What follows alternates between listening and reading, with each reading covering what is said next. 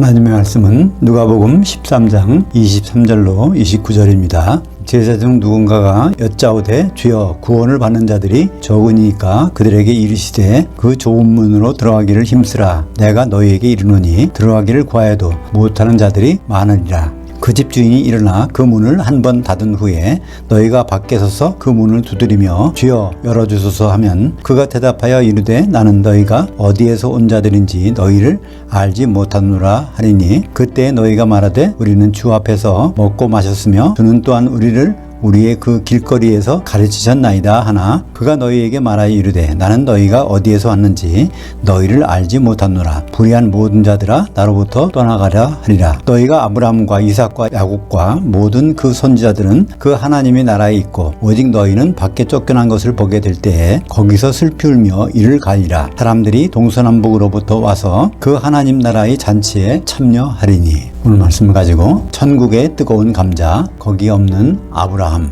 이란 제목으로 말씀을 나누겠습니다. 우리는 보통 죽으면 천국에 간다고 합니다. 근데 천국은 죽어서 가는 하늘나라일까요? 예수님은 천국에 대해서 자세히 설명해 주신 부분이 있습니다. 마태복음에 보면 천국에 대해서 10가지 비유로 말씀해 주신 것이 나옵니다. 13장에 7번, 20장, 22장, 25장이 각각 한 번씩 해서 전체 10번이 나오는데 그 중에서 마태복음 13장 두 번째 천국 비유, 밭에 좋은 씨를 뿌리는 비유를 따로 제자들을 만나서 자세히 설명해 주신 부분이 마태복음 13장 37절부터 40절까지입니다. 그 부분을 보면 천국이 이런 곳이구나 하는 것을 우리는 잘 알 수 있게 되는데요. 좋은 씨를 뿌리는 이는 인자요 밭은 세상이요 좋은 씨는 천국의 아들들이요 가라지는 악한 자의 아들들이요 가라지를 뿌리는 원수는 마귀요 추수 때는 이 시대의 끝이요 추수꾼은 천사들이니 그런즉 가라지를 거두어 불에 사르는 것 같이 이 시대의 끝에도 그러하리라. 이 말씀을 보면 천국은 바로 이 세상에 있구나. 이 세상을 밭이라고 하면 인자가 와서 좋은 씨를 뿌렸구나. 예수님이 사람의 몸으로 오신 것이 인자라고 하니까 예수님이 활동한 시기부터 천국이 시작되었다는 것을 우리는 알 수 있습니다. 그리고 그건 언제 끝날까요? 이 시대가 끝날 때, 그러니까 이 천국 시대가 끝날 때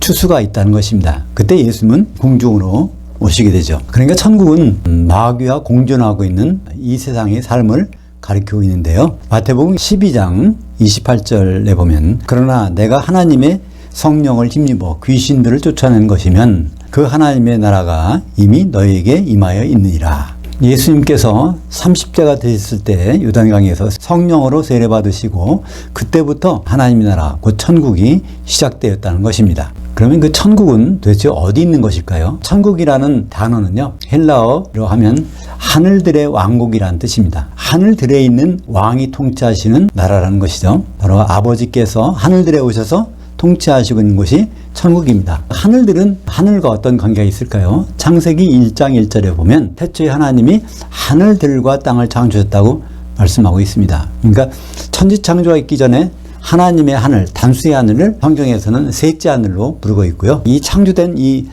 우주가 하늘들이고 거기에 아버지께서 오셔서 지금 통치하고 있다는 것입니다. 근데 하나님의 이런 아버지의 통치를 받기 위해서는 어떻게 해야 될까요? 천국에 들어와야 되는데 천국은 거저 들어오는 것이 아닙니다. 바로 거듭나야 들어오는 것인데요. 마태복음 11장 12절에 보면 세례 요한의 때부터 지금까지 천국은 침노를 당하나니 침노하는 자는 빼앗느니라. 그 애써서 들어오려고 하는 사람만이 들어올 수 있다는 겁니다. 그럼 왜 그런 일이 벌어질까요? 천국을 못 들어오게 막는 사람이 있다는 것입니다. 지금도 그렇잖아요. 천국 하면 죽어서 가는 곳. 그러니까 지금 천국에 입장을 하기를 원하지 않는 사람들이 너무나 많습니다. 왜냐하면 지금은 아니니까. 그런데 사실 천국은 이미 시작되었습니다. 2000년 전에 이미 시작이 되었어요. 근데 왜 못 들어올까요? 마태복음 23장 13절에 외식하는 서기관과 바리새인들이여 너희는 천국문을 닫고 너희도 들어가지 않고 들어가려 하는 사람도 막고 있는도다. 이렇게 말씀하고 있습니다. 천국을 막는 사람들이 성경을 가르치는 사람들. 이 시대에는 목사님들이 천국을 가로막고 있어서 못 들어가게 한다는 거예요. 목사님들 자신도 천국에 안 들어가고 그런 일이 벌어지고 있는 것입니다. 그러면 세례 요한이 바로 천국에 가까웠다 하고서 그때부터 이제 천국이 시작됐는데 세례 요한은 천국에 들어갔을까요? 세례 요한은 천국에 못 들어갔습니다. 마태복음 11장 12절을 보면 여자들이 낳은 자들 중에 세례 요한보다 큰 이가 일어남이 없도다. 그러나 천국에서는 극히 작은 자라도 그보다 크니라. 그러니까 천국 안에 들어오는 사람 중에서 가장 작은 자라도 세례 요한보다는 크다는 말씀입니다. 그러면 세례 요한이 천국에 들어오지 못했다는 것입니다. 그러면 여자가 낳은 사람들 중에서 세례 요한이 가장 큰데, 그 말은 무슨 말씀일까요? 예수 그리스도께서 오신다는 것을 말하는 사람들이 선지자인데, 그 선지자 중에서 세례 요한이 직접 예수님을 대면했으니까 바로 가장 큰 자입니다. 근데 그럼 그 이전에 있던 구약의 성도들은 전부가 세례 요한보다는 작은 것이죠. 그러니까 세례 요한도 못 들어갔고, 그럼 그 이전에 있던 선지자들도 또 믿음의 성도들도 못 들어갔다는 말씀이죠. 그러면 세례 요한은 왜 못 들어갔을까요? 세례 요한은 예수님을 그리스도라고 세상에 알린 사람이지만 그 후에 예수님이 제자가 돼서 따라다니지 않았습니다. 결국 자기대로 나름대로 활동하다가 결국은 감옥에 갇히게 되고, 감옥에서 의심이 생겼습니다. 만약 메시아라면 나를 구해 주실 텐데 왜 가만히 이렇게 있나? 그러면서 제자들을 보내서 예수님께 질문합니다.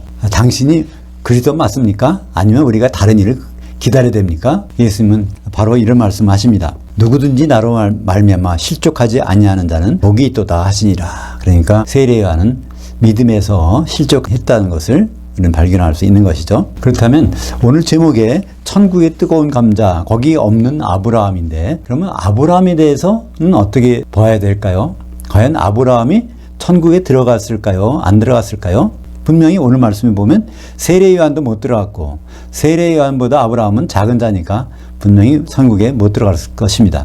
근데 예수님은 아브라함에 대해서 이상한 말씀하십니다. 마태복음 8장 11절에 또 너희에게 이르노니 동서로부터 많은 사람이 이르러 아브라함과 이삭과 야곱과 함께 천국에 앉으려니와, 이런 말씀하세요. 이것은 동서로부터 많은 사람이 왔다는 것은 마지막 때 예수님이 재림하실 때 모든 그 기독교인들이 공중에 가서 만나는 그 장면을 이렇게 말씀하고 있는 것입니다. 그럼 결국 혼인잔치인데, 천국 혼인잔치에 아브라함도 있고 이삭도 있고 야곱도 있다고 말씀하시는 겁니다. 가능한 일일까요? 세례 요한 이전 사람들은 천국에 못 들어가는데 어떻게 그 이전에 있던 아브라함과 이삭과 야곱이 들어간다는 말씀일까요? 이에 대해서 누가복음이 도움을 줍니다. 이 똑같은 상황이 누가복음 13장 28절에 나오는데요. 너희가 아브라함과 이삭과 야곱과 모든 그 선지자들은 그 하나님 나라에 있고 오직 너희는 밖에 쫓겨난 것을 볼 때 거기서 슬피 이를 갈미 있으리라. 여기에 아브라함과 이삭과 야곱, 거기에 추가돼서 모든 그 선지자들, 그러니까 한마디로 야곱과 아브라함과 야곱과 이삭과의 동격인 모든 그 선지자가 있다는 것입니다. 그러니까 아브라함, 이삭, 야곱이 실제로 그들이 환생해서 혼인잔치에 참석하는 것이 아니라 그들은 바로 모든 그 선지자라는 것입니다. 반드시 참석하는 모든 그 선지자들은 누굴까요? 바로 고린도후서 11장 2절에 보면 사도 바울은 말합니다. 나 사도는 너희들 교회 성도들을 한 천어로 한 남편인 그리스도께 중매했느니라. 그러니까 사도들은 한마디로 중매쟁입니다. 그러니까 혼인잔치 만찬에 반드시 있어야 되는 그 중매쟁이는 사도들인데, 그 사도들을 성경에서는 선지자들이라고 말하고 있습니다. 에베소서 2장 20절에 하면 너희는 성도들은, 교회는 그 사도들 곧 선지자들의 기초서구에 세우심을 입은 자들이라. 그래서 신약시대의 선지자들은 사도들이고요, 그 사도들은 12명의 제자들인 것을 성경은 우리에게 말하고 있습니다. 그렇다면 왜 아브라함과 이삭과 야곱이 혼인잔치에 갔다고 이렇게 말하고 있을까? 근데 성경에는요, 그런 부분이 직접 나옵니다. 예수님 비슷한 말씀 하셨어요. 세례 요한 보고 오리라고 한 엘리야가 바로 이 사람이다, 이렇게 말씀하고 있습니다. 엘리야가 환생해서 세례 요한이 된 것이 아니라 엘리야의 역할을 담당했던 그런 역할을 세례 요한이 하고 있다는 것을 그런 현장에서 말씀하고 있는 것입니다. 말라기서 4장 5절에 보면 구약 성경의 마지막에 나오는 말라기서에서는 엘리야를 보낸다는 말씀이 분명히 나옵니다. 보라, 여호와의 크고 두려운 날이 이르기 전에 내가 선지자 엘리야를 너희에게 보내리니. 선지자를 보낸다고, 엘리야를 보낸다고 했는데 그게 예수님 말씀에는 세례 요한이 바로 엘리야의 역할을 한 그 선지자라고 말씀하고 있는 것입니다. 그러니까 예수님 말씀하신 아브라함과 이삭과 야곱은 혼인잔치 때 참석하는 그 사람을 가리키는 것이 아니라 바로 중매쟁이인 선지자들, 사도들, 그들의 그런 표현으로 말씀했다는 것을 알 수 있죠. 마태복음 19장 28절에 보면 세상이 새롭게 되어 인자가 자기 영광의 보좌에 앉을 때에 나를 따랐던 너희도 12보좌에 앉아 이스라엘 12지파를 심판하리라. 이게 바로 혼인잔치 직전에 모든 기독교인들을 혼인잔치에 들어갈 수 있는 합당한 자인지 아닌 자를 심판하는 그리스도 심판대에서 심판관들이 바로 12사도들이라는 것을 알 수 있죠. 그래서 세상이 새롭게 된다는 것은 아버지께서 통치하시는 그런 천국이 아들이 통치하시는 천년왕국으로 될 그 시점에 그리스도 심판대가 있는데 거기에 예수님이 오셔서 그 좌우에 12명의 사도들이 기독교인들을 심판한다는 장면이 나옵니다. 다른 심판이 아니라 혼인잔치에 들어갈 수 있냐 아느냐 그런 심판인 것입니다. 오늘 누가복음 13장 23절 24절에 보면 누군가 여짜오되 주여 구원을 받는 자들이 적으니까 예수님 제자들이 갈릴리에서 유대 땅으로 이렇게 여행하면서 그때의 제자 중 하나가 질문한 것입니다. 이때 구원은 무슨 구원일까요? 마지막 때 구원입니다. 우리 구원은 여러 가지가 있습니다. 아픈 데서 병이 낫는 것도 구원이고 어떤 재정적으로 어려운 상황에서 모면하는 것도 구원이고 또 불명의 상황에서 벗어나는 것도 구원입니다. 하여튼 위기 상황에서 벗어나는 것 성경에 다 구원이라고 하는데요. 우리는 구원의 시작은 뭡니까? 거듭나는 겁니다. 거듭나서 하나님이 자녀가 되고 천국에 들어와서 하나님 통치를 받는 것이 구원의 시작이라고 하면 마지막은 뭘까요? 주님을 만날 때 거기에서 혼인만찬에 들어가는 것이 바로 혼의 구원이라고 말씀하고 있는 것이죠. 베드로전서 1장 9절에 보면 믿음의 결국은 혼의 구원을 받음이라고 하면서 베드로전서 내용들은 예수 그리스도께서 나타나실 때 그때의 구원이 진짜 마지막 구원이라고 말씀하고 있는데 누가복음 13장 24절에 보면 그 좁은 문으로 들어가기를 힘쓰라. 내가 너희에게 이르노니 들어가기를 구하여도 못하는 자들이 많으니라. 이때 좁은 문은요 마지막 구원의 단계, 혼의 구원의 단계. 그러니까 혼인잔치 만찬에 들어갈 그 단계의 마지막 문이 바로 좁은 문이라는 겁니다. 예수님 앞에 서는 날 거기에서 최종 관문인 그 좁은 문, 혼인 만찬에 들어가는 문은 많은 사람이 들어가고 싶어도 사실은 소수의 인원만 들어간다는 것입니다. 준비된 자만이 혼인 잔치에 참여한다는 말씀이죠. 마태복음 25장에 보면 바로 그 부분이 나옵니다. 마지막 혼인 잔치. 거기에 들어가는 사람이 누굴까요? 마태복음 25장 10절 신랑이 오므로 준비했던 자들은 함께 혼인잔치들 만찬에 들어가고 그 문은 닫힌지라. 그래서 혼인잔치 만찬에 들어가는 그 문을 누가복음 13장 24절에서 좁은 문이라고 되어 있는 거죠. 이제 예수님 오시면 모든 기독교인들은 다 공중으로 휴거돼서 올라갑니다. 죽은 사람도 몸이 영의 몸을 입고 산 사람도 영의 몸으로 변해서 전부가 공중에 올라가는데 그때 신랑을 만나게 되는 것입니다. 혼인하기 전에 바로 신부실에서 만나게 되죠. 그래서 마태복음 9장 15절에는 신부실에 있는 아들들이 하나님의 자녀들, 성도들이 신랑과 같이 있을 때는 슬퍼할 수 있느냐? 그러나 신랑을 빼앗길 날이 이르니 그때는 금식할 것이니라. 그래서 거기서 신랑과 함께 만찬에 들어가는 사람이 있는가 하면 거기 자리에 못 들어가면 그걸 금식입니다. 그죠? 1000년 동안 지옥에 가서 금식하게 되는 것입니다. 공중까지 올라가서 신랑도 봤는데 그 미련한 5 처녀들은 결국 그 잔치에 못 들어갑니다.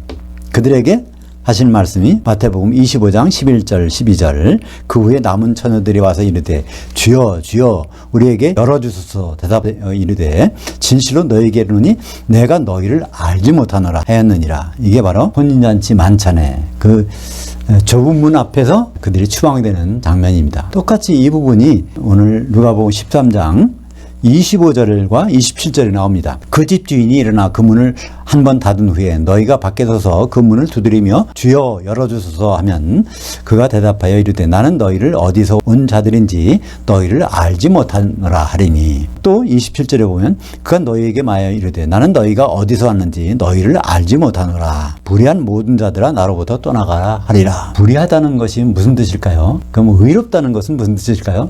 의로운 것은요 정해진 바른 길로 가는 것입니다. 중간에 이탈하지 않고 바른 길을 가는 거예요.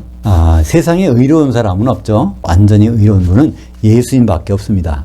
예수님은 바로 의로운 분입니다. 예수님이 왜 의로우실까요? 도대체 의라는 것의 정확한 설명은 무엇일지 성령께서 가르쳐 주시는 의가 바로 가장 정확한 의의 표현입니다. 성령께서는 우리를 어떻게 가르쳐 주십니까? 요한복음 16장 10절에 의에 대하라 함은 내가 아버지께로 가니 너희가 나를 보지 못하며. 의라는 것은 예수님의 일정대로 간다는 것, 예수님이 일정에 맞춰서 행동하신다는 것을, 그걸 바로 의라고 말씀하고 있는 것입니다. 예수님은 6월절에 십자가에 달리셨습니다. 그리고 무교절에 옥에 있는 영들에게 무교병, 복음을 나눠주셨죠. 그리고 초곡절에 이삭 한 단으로 흔들리셨습니다. 그리고 오순절날 성령을 보내주시죠. 그래서 이 요한복음 16장에 이 말씀하실 때는 이제 초곡절까지 끝나고 부활까지 끝나고 그 다음 절기가 오순절인데 그것이 예수님의 일정입니다. 성경에 나오는 이스라엘 7절기, 레위기 23장에 나오는 7절기는 다 예수님의 하신 일의 그림자라고 그랬습니다. 골로새서 2장 17절에 보면 이 절기들은 그림자요. 그 몸은 실체는 예수 그리스도의 것이니라. 그래서 예수님은 절기에 따라서 행동하도록 되어 있습니다. 그 절기에 벗어나서 행동하는 법이 없으세요? 예수님이 부활하고 나서 이제 할 일을 했으니까 내 살아가는 제자들과 같이 살아야지, 여행도 다니고 또 좋은 것도 먹고 이렇게 시간을 보내야지, 그러지 않으셨어요. 예수님은 이미 다음 절기인, 부활 다음 절기인 오순절날 위해서 가시는 것입니다. 그게 바로 의의 상징이라는 거예요. 의에 대하라면 내가 아버지께로 가니 너희가 다시 나를 보지 못하며. 예수님은 셋째 하늘로 올라가셔서 성령을 보내주셨고 그것으로 사도들의 떡과 성도들의 떡이 만들어진 날이 오순절이고 그때 교회가 시작된 것을 우리는 알 수 있습니다. 그래서 우리는 최종 목적은 구원에 이르는 길은 혼인만찬에, 공중에 올라가서 혼인만찬에 참여하는 길인데 그 문은 참 좁습니다. 지금 우리가 신앙생활하는 것이 좁다는 뜻이 아닙니다. 우리는 굉장히 넓은 길로 다니면서 신앙생활을 할 수 있어요. 그러나 마지막에 공중에 올라가서는 아주 좁은 문을 통과해야 되는데 그 문이 바로 누가복음 13장 24절 그 좁은 문으로 들어가기를 힘쓰라 내가 너희에게 이르노니 들어가기를 구하여도 못하는 자들가 많으니라. 기름이 준비가 안 됐으니까 그 자리에서는 다른 방법이 없습니다. 성령의 기름을 준비가 돼야, 성령이 소멸되지 않은 상태에서 예수님을 만나야 혼인만찬에 들어갈 수 있는 것이죠. 그렇다면 천국에 들어가지도 못하고 또 천년왕국에 참여도 못하고 그러면 아브라함에게는 어떤 소망이 있을까요? 아브라함과 이삭과 야곱, 구약의 모든 성도들은 도대체 어떤 소망을 가지고 신앙생활하고 지금은 죽어서 그 사망 가운데 있다가 백보자 심판 때 나와서 심판을 받게 될까요? 구약 성도들에 대해서는 히브리서 11장 10절에 이렇게 나와 있습니다. 믿음으로 그가 이방 땅에 있는 것 같이 약속의 땅에 거류하여 동일한 약속을 유업으로 받은 이삭 및 야곱과 더불어 장막에 거하였으니 이는 그가 하나님이 계획하시고 지으실 그 기초석들이 있는 그 성을 바랐습니다. 아브라함은요, 또 이삭과 야곱은요, 집을 건축하지 않았습니다. 집을 건축할 때는 기초석이 있어야 되고 그 위에 이제 벽이 세워져서 집이 만들어지지 않습니까?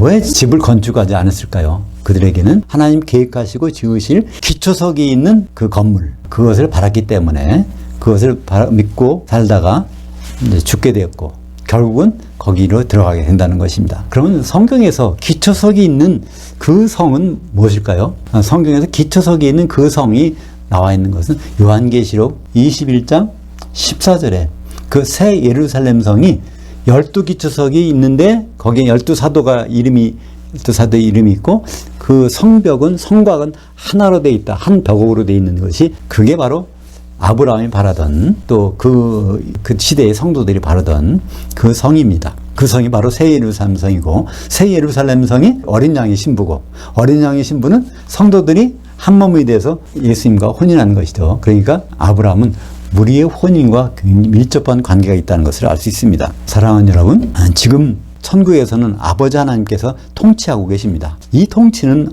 언제 끝날까요? 그리고 통치의 결과물은 무엇일까요? 바로 통치의 결과물은 어린 양의 신부, 새 예루살렘 성입니다. 우리는 주기도문을 할 때 그 부분이 나라가 임하옵시며, 그런데 정확한 표현은요, 아버지의 통치가 임하시오며 그런 뜻입니다. 아버지는 지금도 통치하고 계세요. 2000년 전부터 계속 통치해 나가시는데 통치가 언제 완성될까요? 요한계시록 19장 6절 7절 보겠습니다. 할렐루야, 주 우리 하나님 그 전능하신 이가 통치하셨도다. 물론 우리말 성경에는 이렇게 번역이 안 돼 있어요. 통치하시는도다 현재형으로 돼 있습니다. 그건 잘못된 번역이죠. 통치를 해오시다가 통치가 끝나는 순간이 있는데 그 순간에 나타나는 것이 바로 그 다음 절 요한계시록 19장 7절 우리가 즐거워하고 크게 기뻐하며 그에게 영광을 돌리세. 그 어린 양이 혼인이 이르렀고 그의 한 아내가 자신을 준비하였으므로 드디어 한 아내가 만들어져서 거기에 혼인이 이루어지는 그것이 하나님 아버지께서 통치하신 결과물이라는 것입니다. 아버지께서는 뜻이 계셔서 통치하고 계신데 그 뜻이 완성된 것은 교회와 그리스도의 혼인인 것이죠. 그때 아내는 한 아내입니다. 한 아내가 되기 위해서는 모든 성도들이 한 몸 되는 일이 필요하겠죠. 에베소서 4장 3절에 평안에 매는 줄로 성령이 하나 되게 하신 것을 힘써 지키라. 우리 많은 성도들이요 영의 몸을 입고 공중에 올라갔다. 거기서 반드시 필요한 것은 한 신부가 되는 일입니다. 한 아내가 되는 일이에요. 그게 못 되게 되면 천년 동안 지옥에 던져서 고통을 받게 되는 것이죠. 결국 어린 양의 신부, 어린 양의 아내가 영적으로 보면 굉장히 많은 다양한 모습들로 바뀌어요. 새 예루살렘이란 건물이 된다는 것입니다. 요한계시록 21장 1절부터 2절까지 보면 또 내가 새 하늘과 새 땅을 보니 처음 하늘과 처음 땅이 없어졌고 그 바다도 다시 있지 않더라. 또 내가 보면 거룩한 성 새 예루살렘, 여기 바로 기초석에 있는 새 예루살렘, 아브라함과 이삭과 야곱이 그렇게 바라보고 살다가 죽었던 그 기초석에 있는 새 예루살렘 성이 그 하나님께로부터 그 하늘에서 내려오니 그 준비한 것이 신부가 남편을 위하여 단장한 것 같더라. 그러니까 어린 양의 아내, 우리가 이루고 있는 그리스도의 아내 된 그 몸이 이제 영적인 건축물로 새 예루살렘으로 나타나게 되는 것을 볼 수가 있죠. 사랑하는 여러분, 지금은 천국에서 하나님 통치가 실행되고 있는 것입니다. 그렇다면 새 예루살렘은 천국의 마지막 모습일까요? 그렇지 않습니다. 새 예루살렘과 천국은 전혀 관계가 없습니다. 왜냐하면 천국은 하늘들이 있는 곳이고 새 예루살렘은 이 하늘과 땅이 다 없어진 다음에 새 하늘에서 내려오는 새 땅이 바로 새 예루살렘이기 때문에 새 예루살렘과 지금의 천국은 전혀 무관한 것이죠. 요한계시록 20장 11절 보면 내가 크고 흰 보좌와 그 위에 앉으신 이를 보니, 그러니까 백보자 심판대가 쭉 열리는 것을 보니까 하늘과 땅이 그 앞에서 피하여 간데 없더라. 그러니까 이 우주가 없어진 다음에 하늘들이 없어졌으니까 천국도 없어진 거죠. 그런 다음에 백보자 심판이 있고 그 다음에 새 예루살렘이 내려오는 것입니다. 천국은 죽어서 가는 하늘나라가 아닙니다. 우리가 지금 당장 천국 안에 들어와서 하나님의 통치를 받고 하나님의 통치 가운데서 어린 양의 혼인의 준비를 하는 것이 이 천국 생활인 것입니다. 우리가 이 세상에도 할 일이 많이 있습니다. 그러나 우리는 먼저 할 일이 있죠. 마태복음 6장 33절에 보면 그러면 너희는 하나님의 자녀라면 먼저 할 것이 있다는 것입니다. 먼저 그의 나라와 그의 의를 구하라. 그의 나라가 바로 아버지의 통치입니다. 그의 의는요, 예수님의 올바른 길.